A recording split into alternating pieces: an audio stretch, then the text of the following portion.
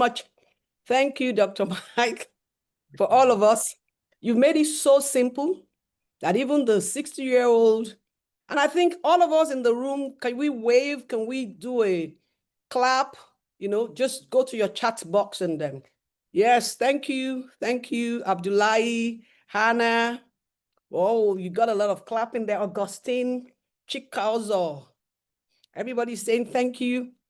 And also in the chat box, let's know where you're from. I can see Nasarawa, Zamfara, Jos, Jigawa, Port Harcourt. Thank you for joining in. So now go to questions now. Now on the YouTube channel, we also have someone monitoring that, and we can answer your questions even from YouTube. So send in your questions now, and we will be able to collate and then ask. Someone said, I'm watching from Egypt. Wow. Amazing. I mean, everything, the world has become a global village. Yeah. Our facilitator is from Canada. We are here in Nigeria, and there's somebody watching from Egypt. And I think that is really very good. You've simplified it.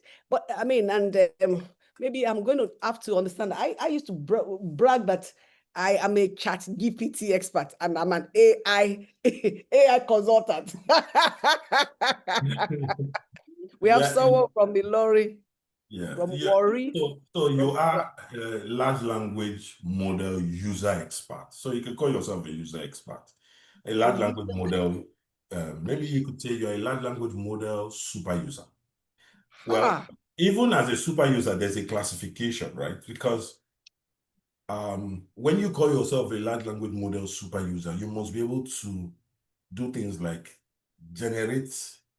create prompt, be a prompt engineer. So I'll give an instance. If I don't want to get ahead of me for the next session. I just want to make sure people ask questions. I like the way you're taking it systematically. They said if you can teach and a 6-year-old can understand, then you're a great teacher. Yes, that's the payment method. In this case, for those of us that's 6 decades thereabout, it's a bit tough. We are coming into this space, and the whole thing is like we're seeing men working like threes. But I have some questions in already. I'm going to let Tayo coordinate that. I'm a large language user. I won't even call myself an expert too. I have a question. How can from James Shadrach. Yeah, there's a question from James Shadrach. Okay. And Tyra will coordinate that. Thank you. Tyra, please go ahead.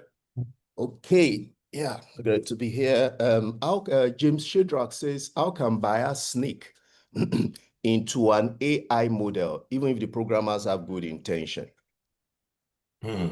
Great question. That's actually one of the areas that all right. That's one of the areas that my research, as an expert in AI, you never stop learning. So we are lifelong learners, right? My area of research actually stems out of AI ethics. And up until recently, I started foraying into research in safety and security of AI agents. What is that question? Let me unbundle the question first before I provide an answer. What he's saying is AI is built by humans, and humans are not perfect. Like, even if you are the most intelligent mathematics genius in the world, there's a probability that 1% of the time you would make some mistakes. That's one side to it. Now, another side to it is most times when we build models, right, we don't focus on building something perfect, and I'll use an analogy that I use when I teach software testing. I used to teach software testing years ago. I used to say to my students that you can't get clean water from a dirty pipe. So the first thing we have to do is make sure the pipes are clean. Now, when I'm talking about pipes, now I'm referring to the process. If the process to building software or AI software or AI engineering is not built, is not done properly, there's most likely the propensity for bias to come in. And I'll prove it to you. If you go to any of the models out there in the world today, and you ask some specific questions, let me use finance, for example. Even though that the financial regulators worldwide have not allowed AI to be brought into credit scoring or credit modeling, right?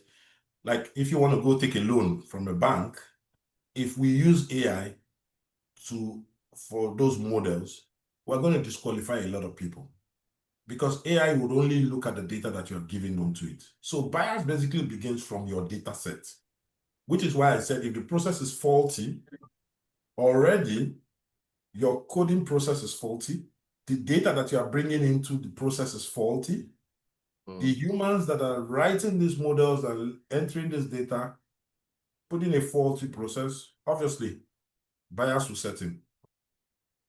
I remember when I was beta testing some video creation large language models. If you ask those models to create a video showcasing a person of color or a Black person or somebody, people from this particular region, it will try very hard in the initial stages. It will try very hard to create a video, but you will see that in those videos, everyone in there is white.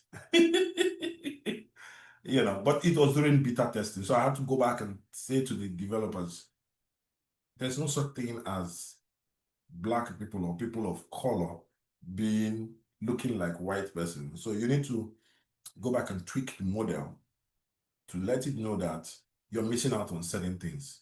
And that's where the popularity of synthetic data came in. Synthetic data basically allows you to look at data that exists, look for missing components in that data, and use they call them discriminators. Use a discriminator to take that same data and create different data sets.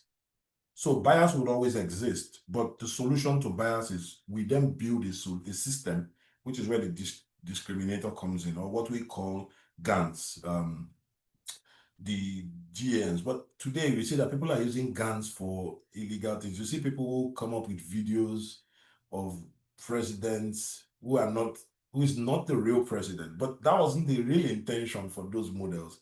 Those models were built to fix the problem of missing data by creating synthetic data. But Shadrach, all I'm just trying to say in very less technical terms, as long as human beings are the ones building AI systems, there will be bias. As long as the data that we have is incomplete, not perfect, there'll be bias. I don't know if you work with data, you recognize that most times in the real world, we don't have clean data. So data is the primary challenge, and then other things come in. Sorry, Tai, I hope I didn't take too long to answer that. Oh, well, we'll cut it short. We'll take 2 more questions then, so that we can move to the second session. So we are still on. Everyone, don't be in a hurry. We are not even close to the end yet. We are not even halfway. So I have a question here from Ubede Omale.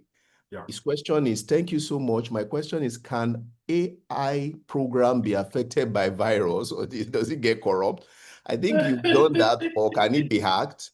And then the other one is on, because I know what you've answered before has taken care of that to a large extent. The second one is, what's the role of AI in academic research? Does it give a room for self-development or vice versa? Please elaborate more as much as you can. Thanks. Okay, so let me take the 2 of them. First off, unless you are building that large language model on your local computer, which already has a virus, then you're rest assured you have virus. You know, a virus on your computer automatically affects or impacts your source codes. But if you are asking whether the large language models that was built by the ChatGPT, OpenAIs of this world, the Google Geminis, first off, we don't even know what data centers they run these models from. It's kept as classified information, right? So to a large extent, those models are, let me use the word, unbreakable. If it has to be broken, then it must be done from the inside. First off. Now, second layer I want to put on top of that is, can large language models be broken? The answer is yes and no. Yes, if you have the source codes of that large language model, and you want to do that. But I'll tell you for free, it is very unethical. So the question you're asking hinges on ethics, because one of the things that the Center for AI Safety speaks about is the fact that we have threat actors who are jailbreaking AI models for theft. What that basically means is they have not been able to jailbreak the foundation models out there, the ChatGPTs of those worlds, the Google Gemini. But what they are doing is they go online, because there are some large language models that are open sourced, like they share their source codes out there.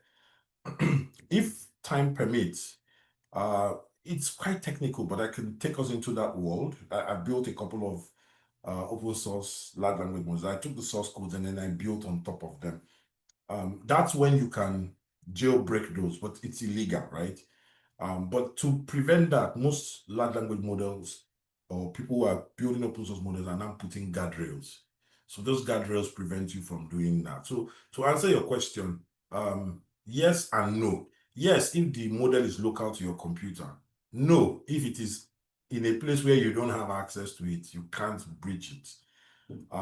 The second one, what's the role of AI in academic research? I would say the role of AI in academic research is AI is a co-pilot. I'm in the academia, right? I shuttle between academia and the workplace. And I'll tell you for free that one of the challenges that I've seen in academia is 90% of the work that is done in academia does not help the workplace.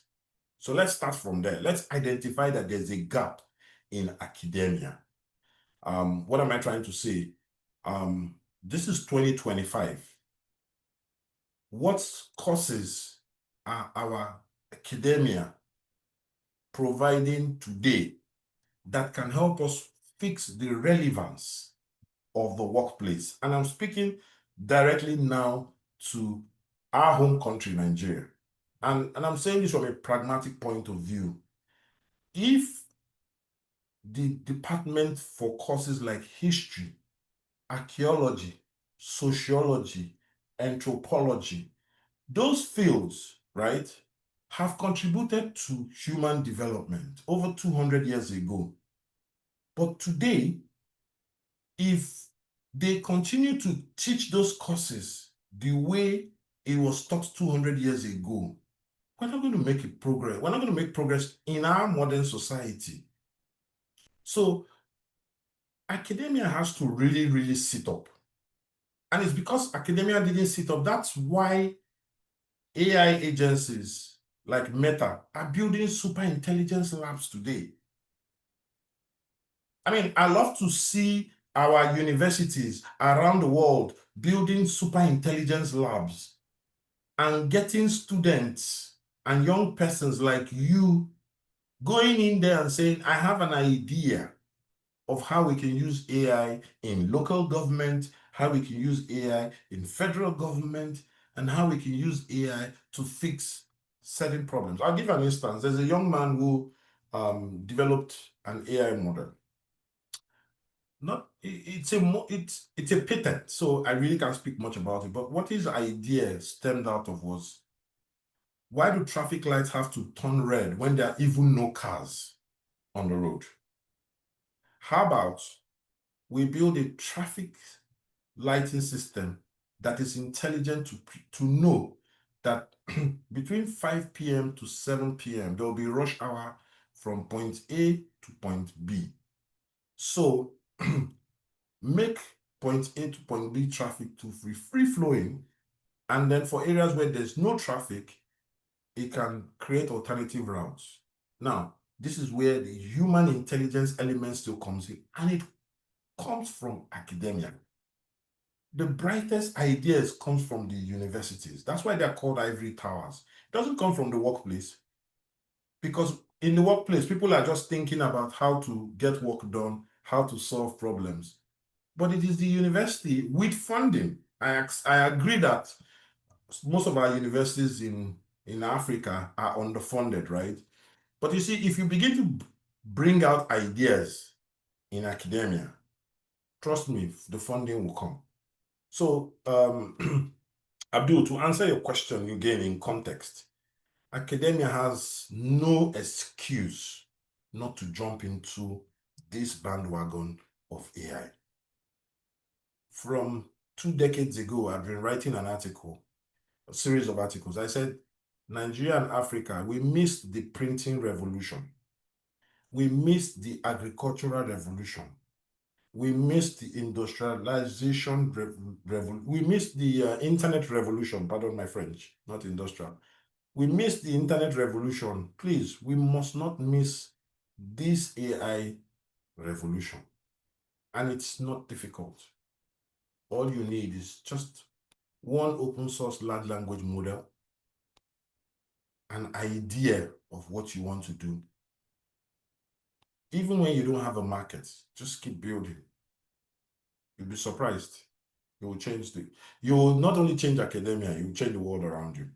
Someone asked a question. It says, let's use DeepSeek and the case study it has faced. That's Shadrach again. Talking about DeepSeek.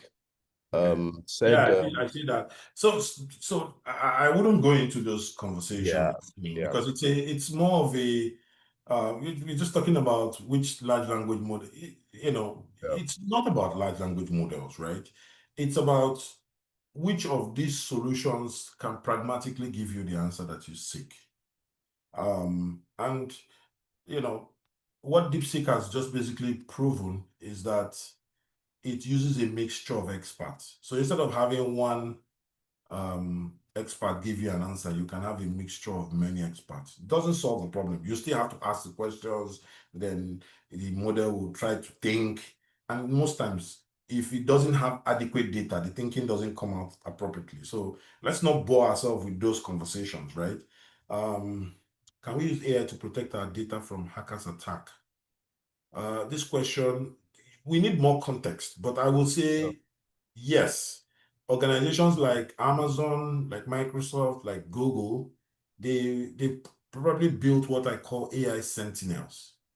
Their AI sentinels detect intrusive attack from hackers and then plug that in. I've done some research in that space, so I can speak to that, but it's going to take, it took me about 4 to 6 hours to explain that model to some professors. So if we get in here, we won't stop till tomorrow.